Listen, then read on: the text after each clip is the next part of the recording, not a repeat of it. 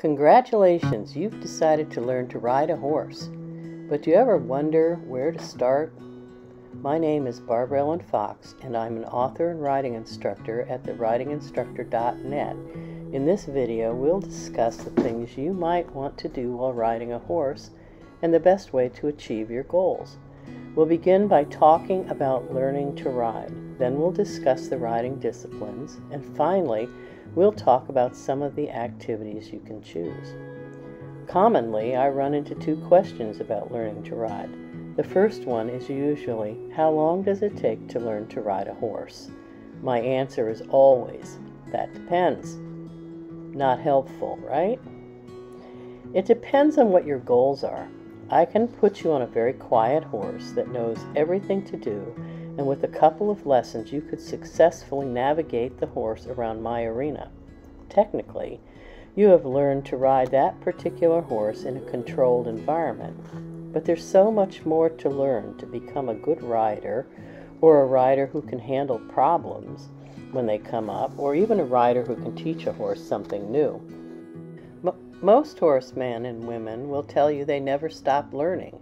Each horse teaches us something new, so like I said, it depends. What it really depends on is you and your goals. The second question people ask is if it's hard to learn to ride. Again, I answer, it depends. Riding is a sport, and like all sports, those who succeed put time and practice into learning and improving. Riding is one of the few sports that directly involves another personality, the horse. It's much easier to learn on a well-trained cooperative horse than it is on a difficult one. It's also much easier to learn if you receive good instruction. Beyond that, it depends on how much effort you're willing to put into riding. Riding horses is challenging and exciting. Starting out seems difficult, but as your skills improve, riding becomes easier. You need a good horse. A beginning rider needs to learn on an experienced horse. Generally, this is an older horse who is solidly trained for the purpose of teaching you. Your friend might have a perfectly trained barrel racing horse, but that is usually not a safe horse for a beginner to learn to ride on. Or your friend may have a championship dressage horse, same thing. Not only is that horse not appropriate for you, but you could get hurt in either situation. A good lesson horse is laid back, obedient to instructions, and isn't rattled by a student's mistakes. A good source of instruction is necessary too. The good horse is the first source of good instruction, but you'll need someone to teach you how to sit correctly in the saddle and not mistakenly give the wrong signals to the horse. You'll need to learn how to make sure the horse's equipment is put on correctly, and you'll need someone to guide you in what to do. I recommend every rider take a series of riding classes to get started, especially before they consider buying their own horse. A good instructor combined with a good horse is a recipe for success. When you think about yourself on a horse, do you picture riding like a cowboy? Or do you dream of riding English and jumping obstacles? Or maybe you think about riding out in nature with your friends. Just like there are different activities in water sports, riding horses has different disciplines. Two main disciplines are English riding and Western riding. The biggest differences between English and Western are the saddle and the things the disciplines are used for. The Western saddle has a saddle horn in front, a stiff skirt behind, and fenders which hold stirrups.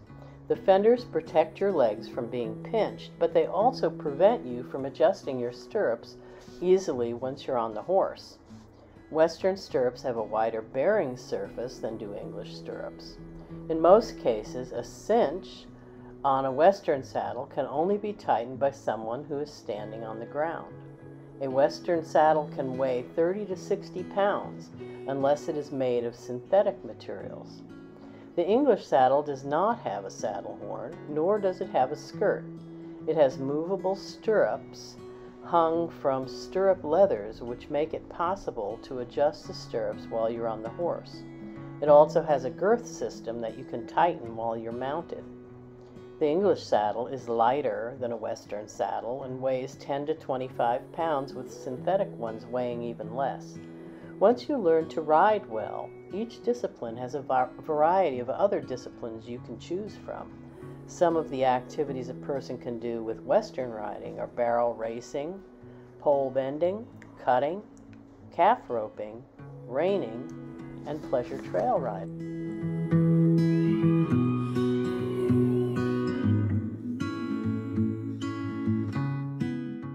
Some of the activities a rider can do with English riding are cross country, show jumping or hunter jumper, dressage, polo, fox hunting, and pleasure riding. There are many more activities you can do with each style of riding. Some activities work for either discipline. What if a person wants to do it all? With practice, time, and good horses, a person can ride more than one discipline, but because there are differences in the seat and in riding, it's wisest to begin one discipline at a time. So that's it, just a few tips about choosing how to ride. Thanks for watching this video all the way to the end. Be sure to tap the like button if this video helped to answer your questions. And for more videos in the future, hit subscribe. I'm Barbara Ellin Fox, and you can visit me on the ridinginstructor.net.